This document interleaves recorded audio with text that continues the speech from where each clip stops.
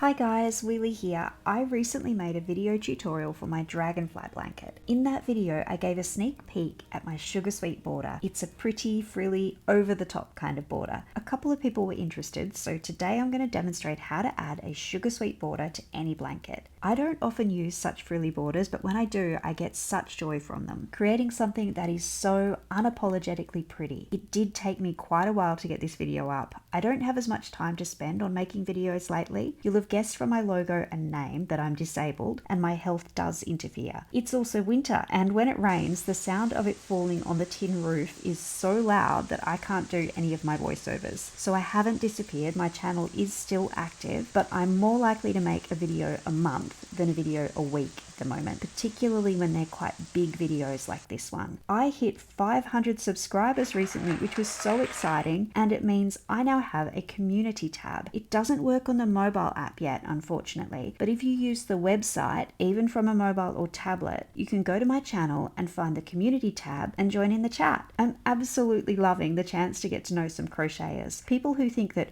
"what kind of yarn is your favorite?" is an interesting conversation starter rather than backing away from me slowly. You can also find me on Instagram, and I'd love to see what you're making. Do tag me if you've used one of my patterns. And as always, leave me a comment and let me know how you go with this border, if there are any techniques you'd like me to cover in more detail in other videos. For now, I'll get back to business. The stitches used in this pattern are double crochets, single crochets, chains and slip stitches. I also use a standing double crochet to attach my yarn at the start, but that is an optional stitch. So the stitches themselves are not complex ones. However, this is a very patterned border. You can definitely make it fit most blankets, but to do that you are going to need to do a bit of maths, and you might then need to tweak your stitch count. I'm very lucky. My lovely mum taught high school maths, so I was able to get her to help me work out some formulas, so you will be able to check before you start whether the border pattern will fit your blanket as it is, or if you'll need to adjust your stitch count. I'll do my best to explain it all carefully and slowly. I suggest you have a calculator to hand. When I offered to share this pattern, I didn't realize how difficult it would be to work out the maths behind why the border fits a blanket. Once I worked it out, I tested it with a bunch of different blankets with different stitch counts, but I'm not a maths genius, so I can't guarantee 100% perfection.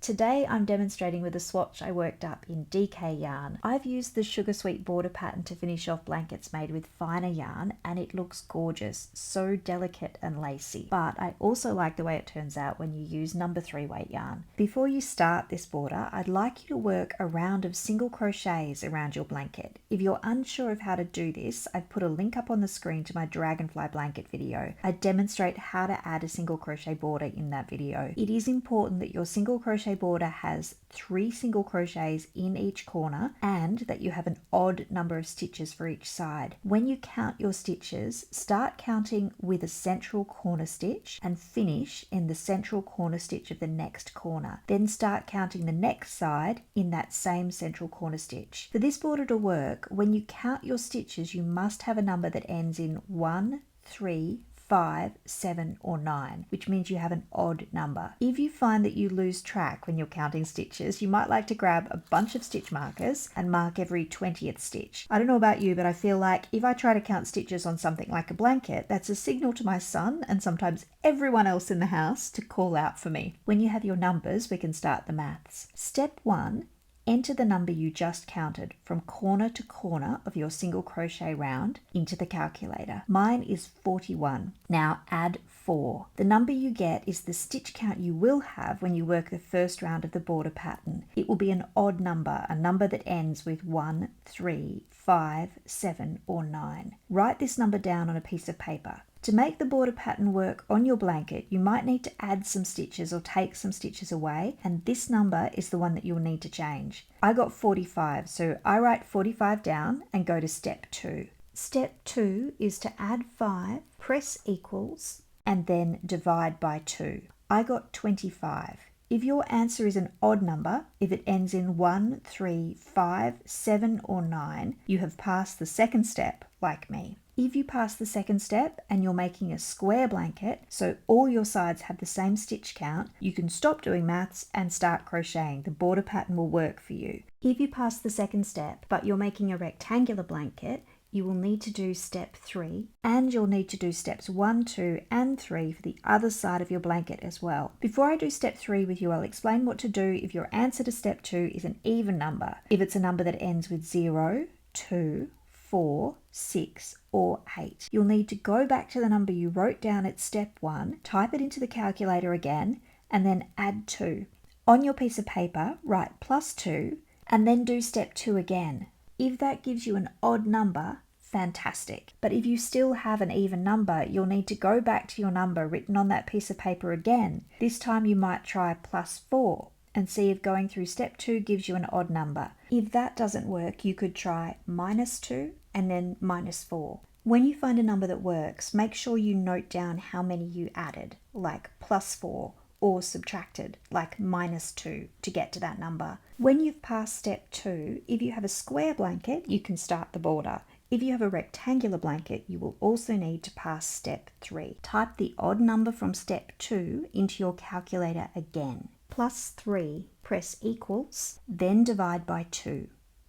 I get 14. Either remember or note down whether you get an odd number, which ends in 1, 3, 5, 7, or 9, or an even number, which ends in 0, 2, 4, 6, or 8. I got an even number. Then you need to go through steps 1, 2, and 3 again for the other side of your blanket. So mine is a square, but let's pretend that my other two sides have 53 stitches. I go through all of those steps again. In step 1, I add 4, which gives me 57, which is an odd number, so I pass the first step. In step 2, I add 5 and divide by 2, which is 31, which is an odd number, so I pass the second step. In step 3, I add 3, then divide by 2, which gives me 17. So for side 1, I got 14, an even number, and for side 2, I got 17, an odd number, which means I have a problem. For this pattern to work, you need either both sides to give you an odd number or both sides to give you an even number. So I need to do a bit of trial and error. I prefer to adjust the stitch count on the longer side, as it's usually less obvious that you've adjusted the stitch count when there are more stitches. But if you find you need to adjust the shorter side, that is okay too. So I go back to the number I wrote down at the end of step 1,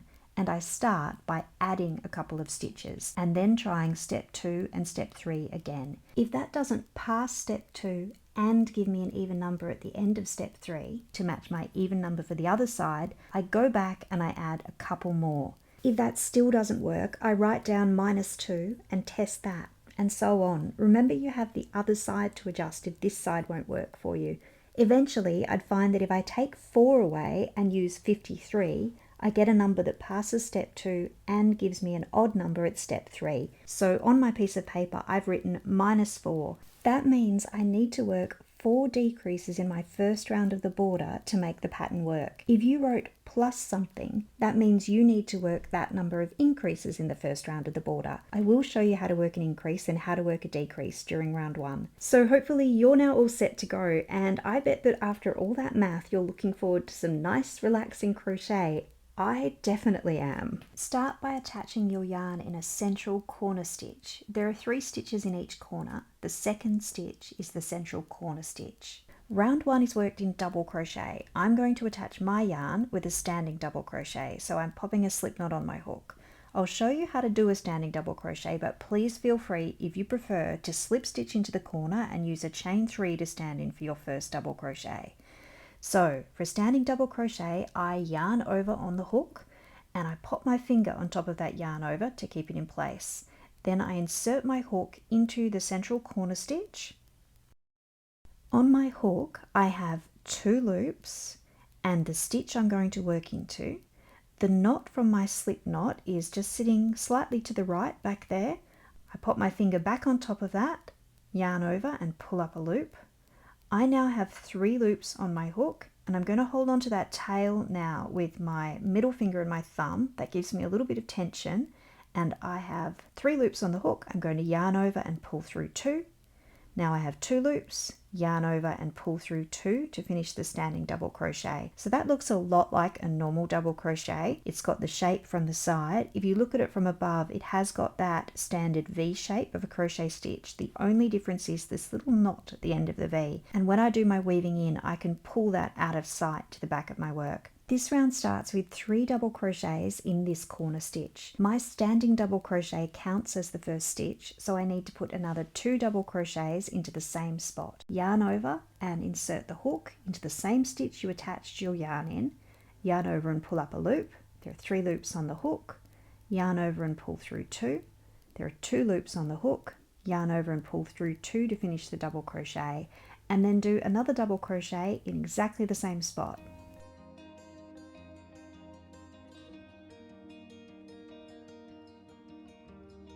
When there are 3 double crochets in that corner space, and one of my 3 double crochets is my standing double crochet, you might have a chain 3 standing in for your first double crochet.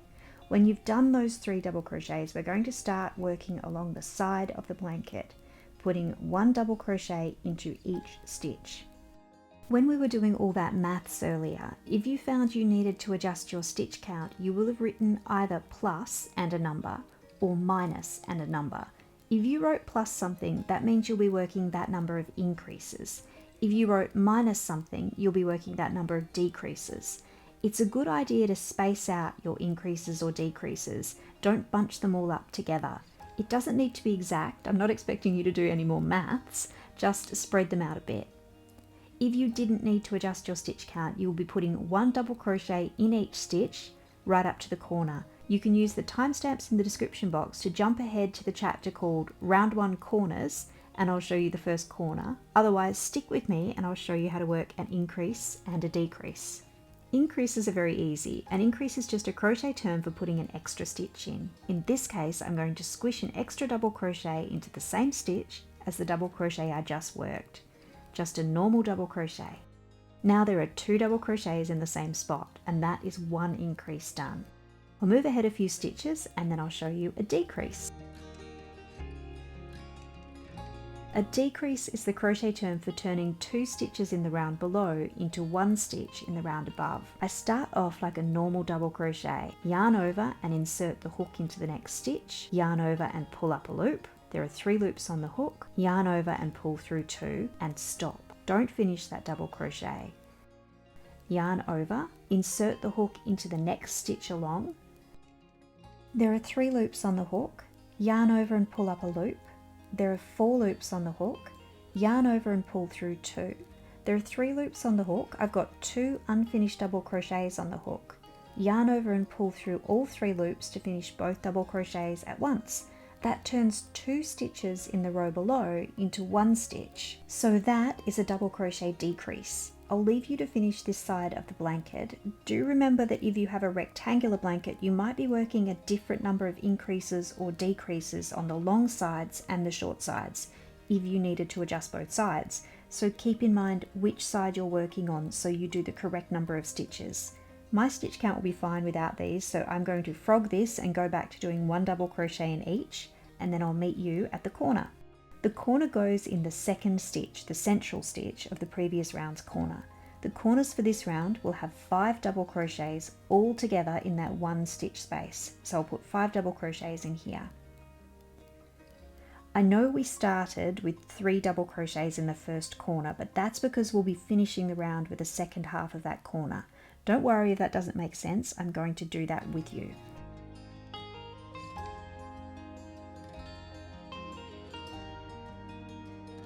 Okay, so I have 5 double crochets in here and that is my corner done. If you have a look at what I've got so far, I started by working 3 double crochets in the first corner and then I put 1 double crochet in each stitch all the way up to this corner. I'll crochet down the next side now. I'm going to put 1 double crochet in each stitch. If you've written down that you're working increases or decreases, don't forget to do them. The pattern for this round is very straightforward. I'm going to leave you to continue this round. The other corners are the same, 5 double crochets in each, and I'll meet you back here at the first corner so we can finish the round together. Remember I started round 1 with 3 double crochets worked in the central corner stitch. I'm going to put the last couple of stitches in on this side and then I'll finish that corner off. It needs to have 5 stitches just like the other 3 corners. So I just squish 2 more double crochets in. That's 1. 2, and now finish off round 1 by slip stitching to your first stitch. If it's a chain 3 standing in for a double crochet, slip stitch to the third chain. If it's a standing double crochet, insert your hook under the V, yarn over and pull through the stitch, and pull through the working loop. That finishes round 1 and positions the beginning of round 2 right in the central corner stitch of round 1. Round 2 is worked in double crochet and chain stitches. Start the round with a chain of 3, which stands in for the first double crochet, and then chain 1. So we're actually starting with a chain of 4. Then double crochet in the central corner stitch. The stitch we're working into looks a little funny because it's split by the slip stitch. So far I have a chain of 4 and a double crochet all worked into that corner stitch. Next, chain 1 and double crochet again, still in that corner stitch. We're going to begin working along the side now. Chain 1 and double crochet into the first stitch next to the corner. We're not skipping a stitch.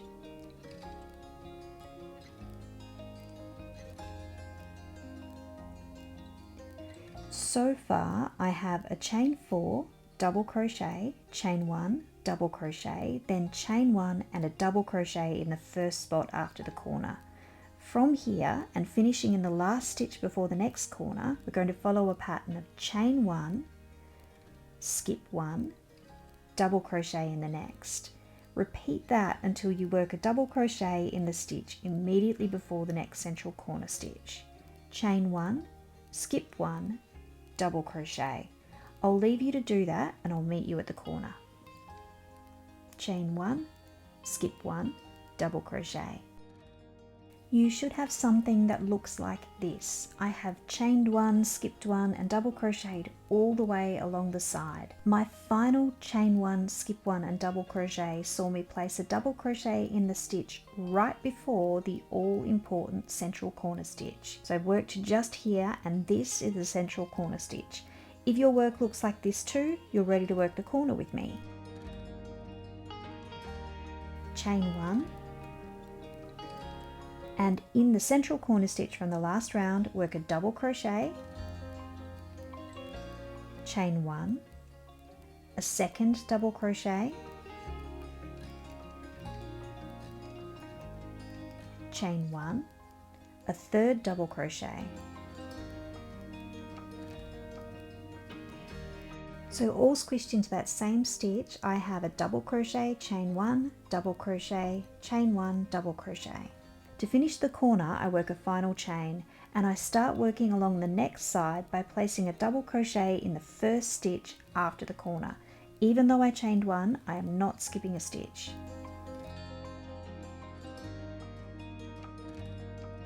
This is how the corners for round 2 look. The stitches immediately before and immediately after the corner get a double crochet. There is a chain 1 between that last side stitch and the corner, even though there's no skipped stitch.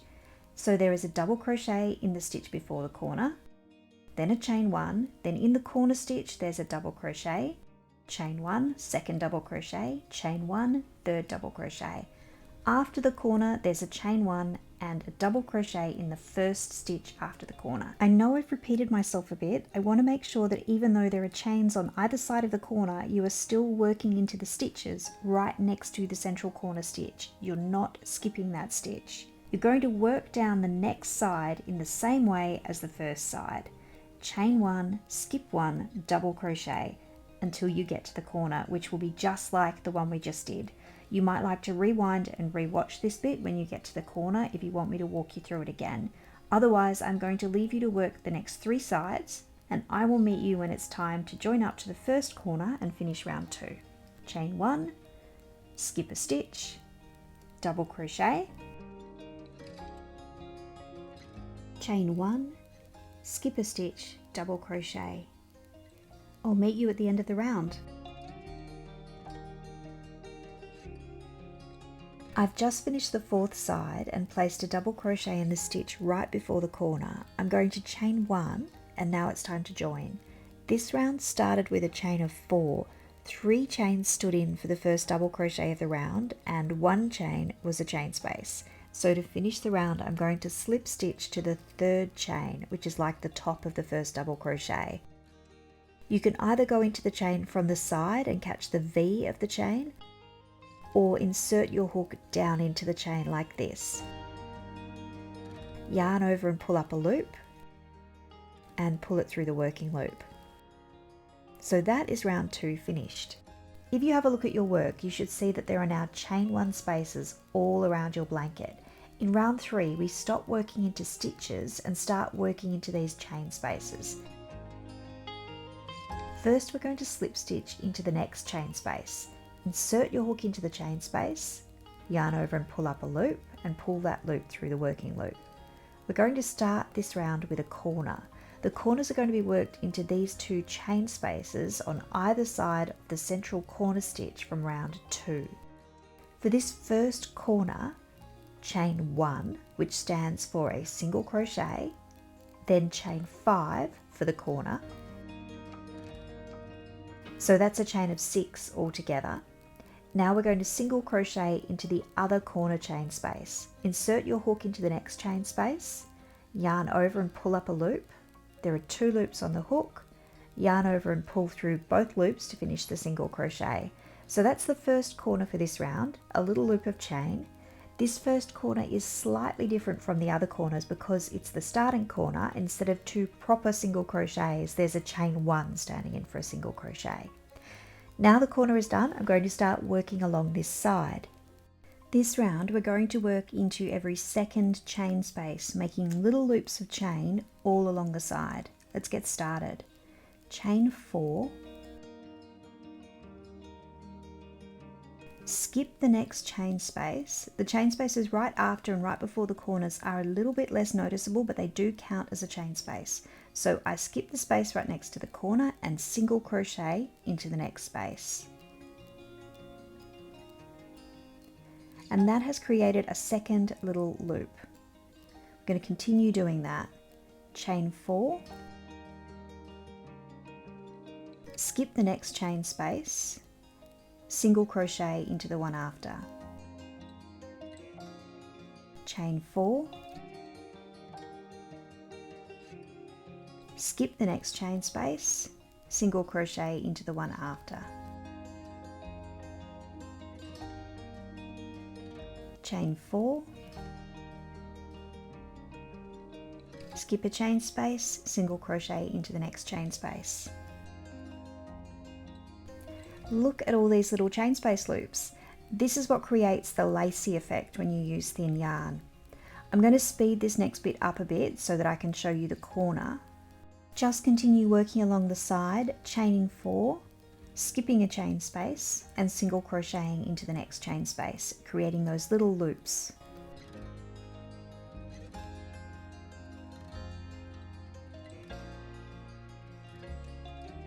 And if you're on track with a pattern, you'll find that you single crochet into this second last chain space before the 2 corner chain spaces. You're always going to skip the chain space that is right next to the 2 corner chain spaces. So I chain 4, skip that chain space that's closest to the 2 corner chain spaces and single crochet into the first corner chain space. Then for the corner, instead of chaining 4, chain 5. When you have your chain of 5, single crochet into the second corner chain space. So for the corners, you don't skip a chain space, you work into both of the corner chain spaces. That's the corner done. Let's have a look at round 3 so far. This corner is a chain of 5. I've worked into the 2 chain spaces on either side of the central corner stitch. All the way along this first side, I've single crocheted into every second space and I've created these little chain 4 loops. The first corner, which we started with, was a little different from the corner we just did, and that is okay. The first corner had a chain of 6, but all the other corners will have a chain of 5. If you have trouble recognizing your stitches, it can be a good idea to pop a stitch marker into the corner loops to help you find them next round. I'm going to begin working along the next side now. It's just like the first side, so I'll get you started and then leave you to finish the round. After the corner, go back to chaining 4, then skip the chain space after the corner and single crochet into the next chain space, and chain 4, skip the next space, single crochet into the space after. I'll leave you to keep doing that. When you get to the next corner, it's just like the one we did together, so you can watch it again if you need to. Just remember that for the corners you work into both of the chain spaces and you chain 5 rather than 4. If you're working along with me, pause the video now and switch it back on when you're ready to finish round 3 and start round 4. I'm right near the end of round 3, so here is my very first corner, the corner that has a chain of 6. To finish the round, I'm going to skip the space right before the corner and then I'm going to join up to the starting chain. I chain 4. This is the starting chain of 6. I'm going to slip stitch to the first chain of it. I like to do that by inserting my hook down into the chain, which usually catches 2 loops on my hook. Oops, I've only got 1 there. Let's try that again. I do like to get 2 loops on the chain on my hook, just like that. Yarn over and pull up a loop and pull it through the working loop. And that's round 3 finished.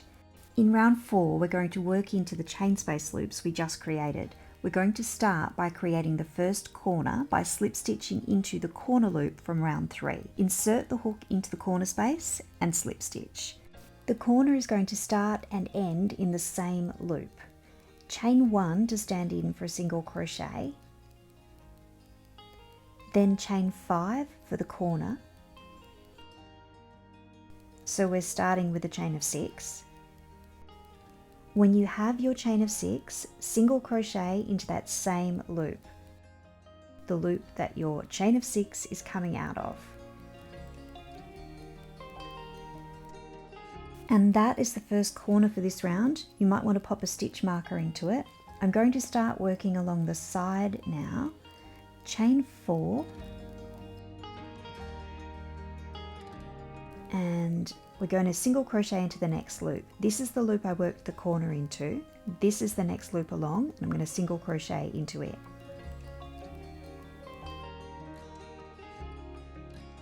I'm going to stop and show you now to make sure it's clear. This is the corner from last round. Out of last round's corner, I've chained 6 and then single crocheted back into the same space. And then I've chained 4 and single crocheted into the next loop along. I'll get back to working along the side now. Chain 4, single crochet into the next loop. We're not going to skip spaces this round. We're going to work into every chain space along the side, and we're going to work into the corner chain spaces twice. Chain 4, single crochet into the next loop.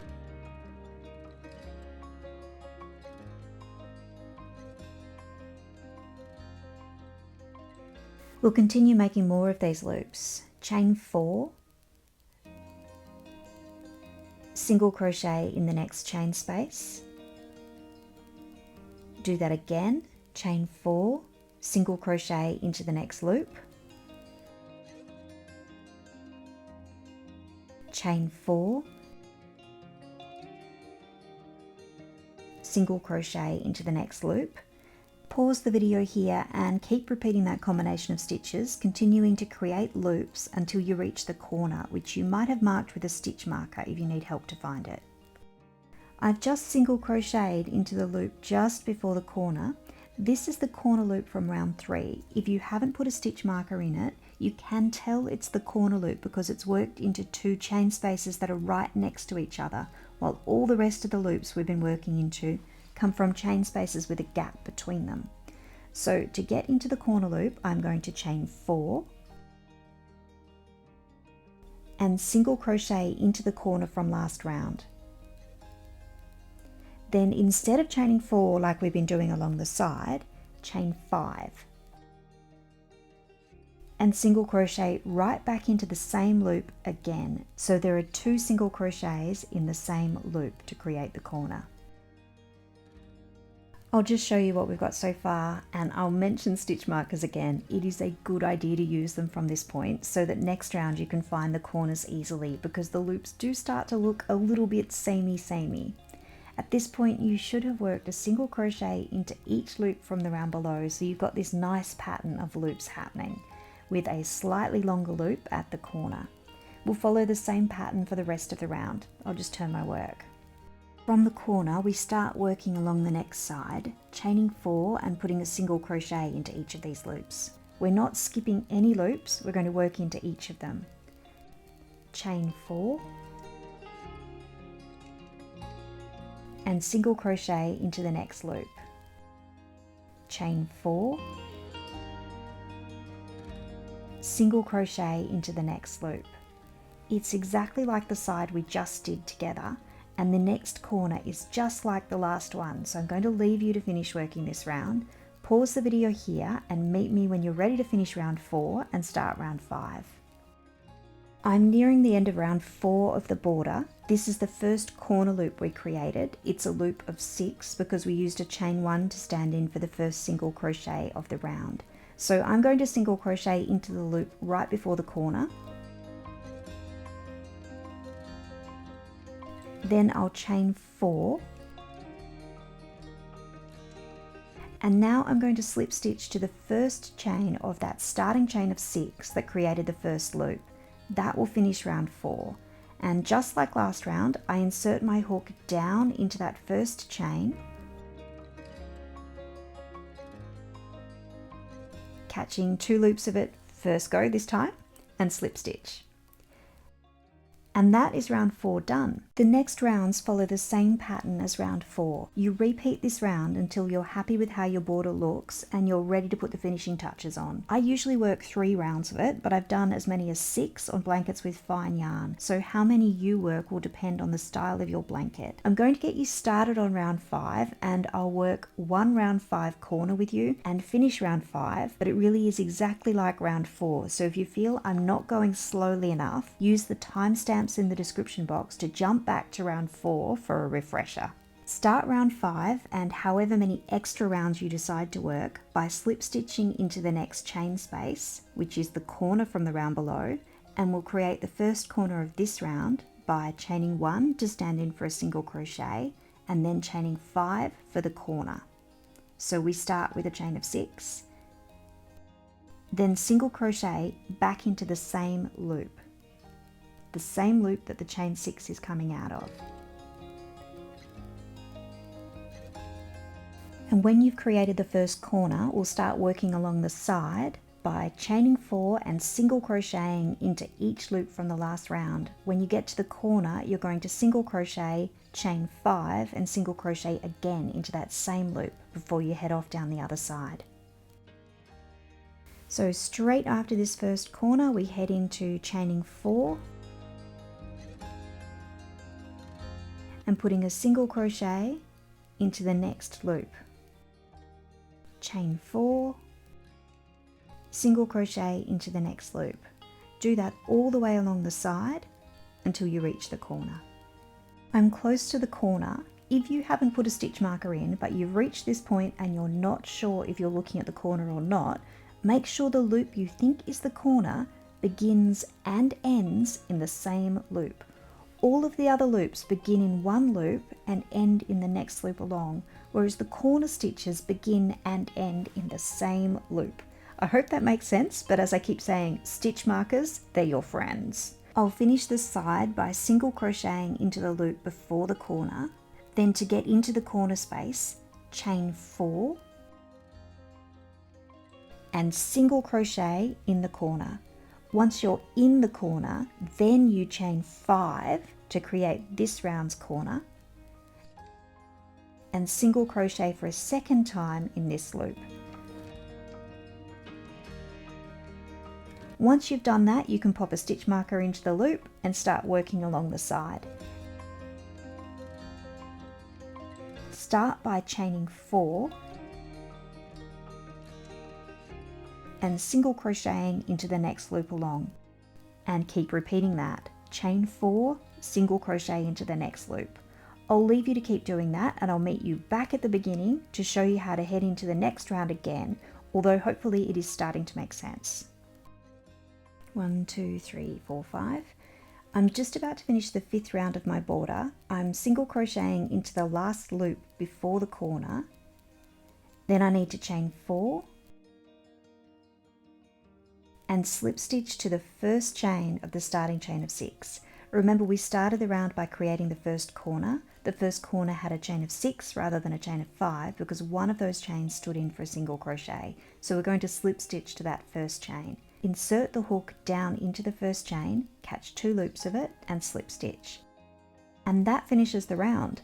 As I said at the end of round 4, you can repeat this round that we just did until you think it looks right. How many rows of this lacy section you have is really up to you. In finer yarn, these rounds look really light and lacy. I still really like how it looks in DK, which I'm using to demonstrate.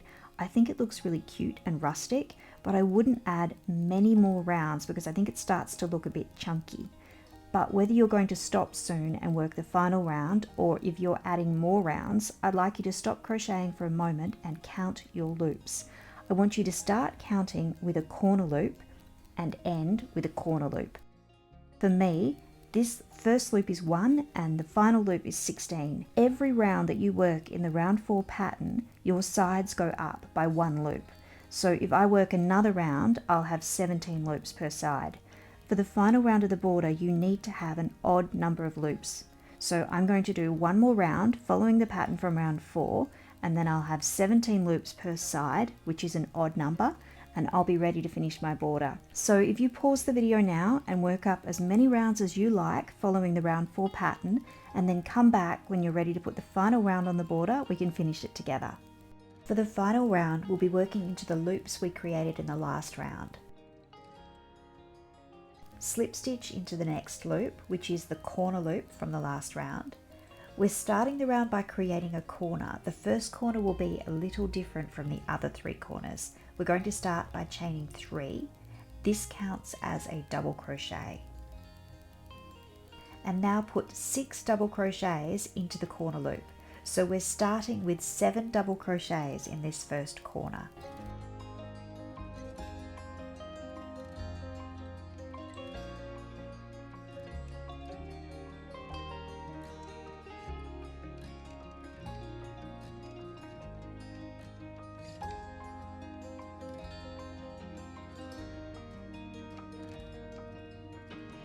I'll give you a look at that before we move on.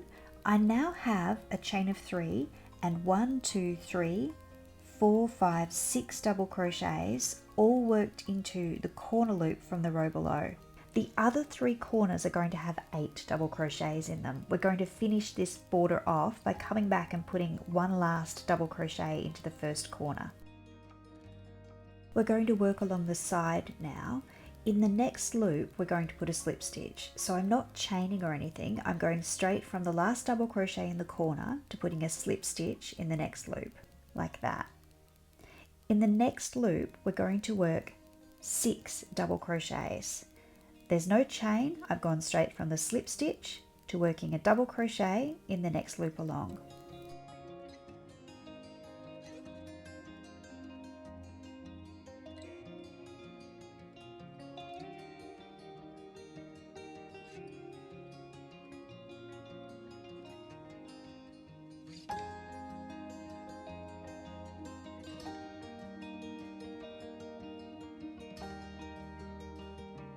So into that loop, I've worked 6 double crochets and I'm going to put a slip stitch in the next loop along.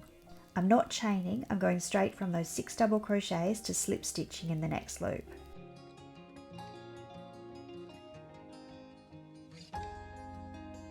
So the pattern for the final round creates these frills. Work a fan in one loop and a slip stitch in the next. 6 double crochets in this loop, slip stitch in the one after. Without chaining, I go from the slip stitch I just worked to putting 6 double crochets in the next loop along.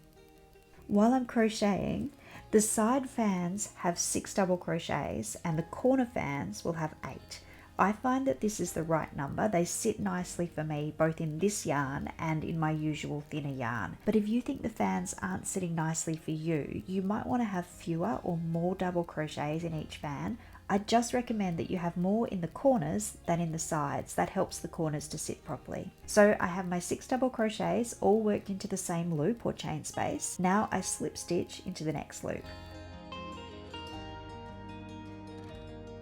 I hope it's starting to make sense. Along the sides of the blanket, you'll follow the pattern of 6 double crochets in one loop, slip stitch in the next, 6 double crochets, slip stitch, to create these lovely fans or frills. I'm going to speed up and skip ahead a bit now so I can get to the next corner and show you the pattern you'll follow for all 3 of the other corners. Put 6 double crochets in the next loop,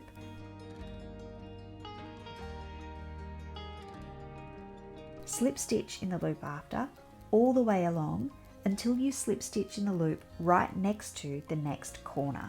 Go straight from that slip stitch to putting 8 double crochets into the corner loop from the previous round.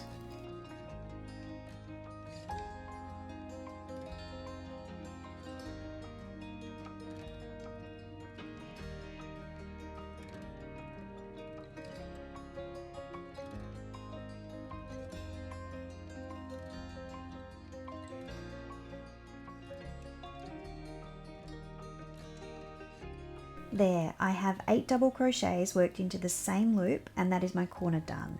I'll just slip stitch into the first loop along the side to make the frills sit nicely, and then I'll show you what I've got. So the 8 double crochets have created a slightly bigger frill, which has allowed the pattern to turn the corner, adding a nice edge to the blanket. If you find that your corners are curling over like this, you might like to try adding a stitch to them to see if they sit better. I mentioned earlier that you can change the number of stitches in the frills. It might be that you're using a different weight yarn, or that your stitch style is different to mine, or just that you prefer how it looks. Feel free to do a bit of experimenting. Just try to be consistent. If you find you need 9 double crochets for the corners and 7 for your sides, just remember to do that throughout. Don't mix and match, or it might look a little bit odd. I'm going to leave you to it now. Keep working your way around, and I'll meet you back at the beginning of the border so I can show you how to complete the first corner and finish off the border with a really neat finishing stitch. I have already slip stitched in the first loop of this side, so I'm going to put 6 double crochets in the next loop. Just remember as you're working that you're working into every loop, alternating between groups of double crochets and slip stitches. I'm going to slip stitch into the loop right before the corner.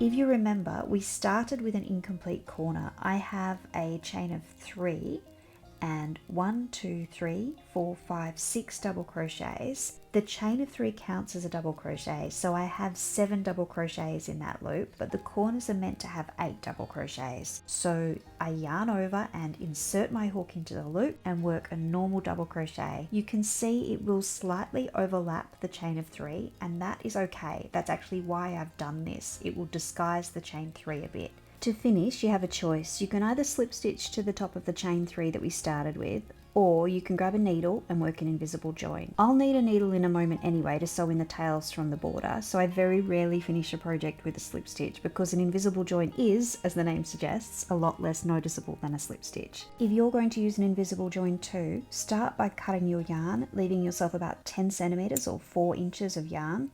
Slide your hook out, pulling the tail through. We're finished with the hook now.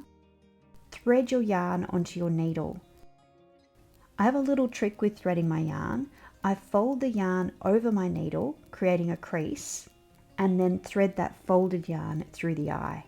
An invisible join is worked 1 stitch to the left of where you would normally slip stitch.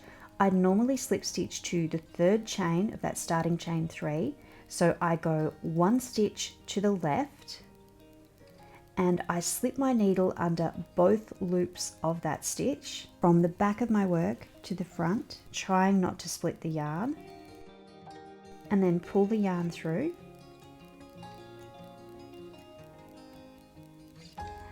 And then insert your needle down into the last stitch you worked, into the spot where the yarn is coming from, and take your needle out into the back of your work.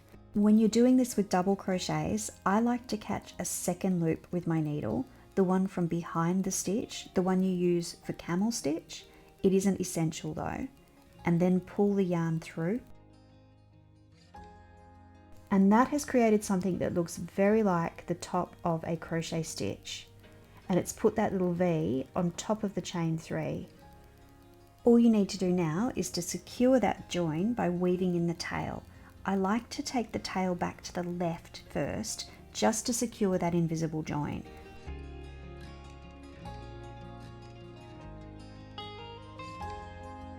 Don't pull on it too hard or you'll pull that V out of shape. And from here it's like weaving in any tail.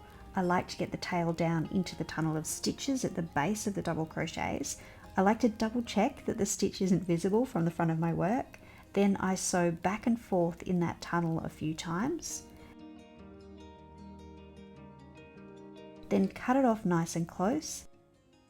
And I'm finished. Thanks so much for watching. If you've made it this far, why not subscribe to my channel? It's free after all. I hope your border turned out beautifully. Remember to tag me on Instagram so I can ooh and ah admiringly over your creations. Since you've just finished a long project with your beautiful blanket, I thought you'd like some inspiration for your next crochet project. I've guessed you might like a change, so I've popped up a link to my playlist of quick crochet projects on the right of your screen. But YouTube thinks it knows you better than I do. YouTube thinks you'll like the video on the left. I'd love to know which of us got it right. I'll see you next time. Bye.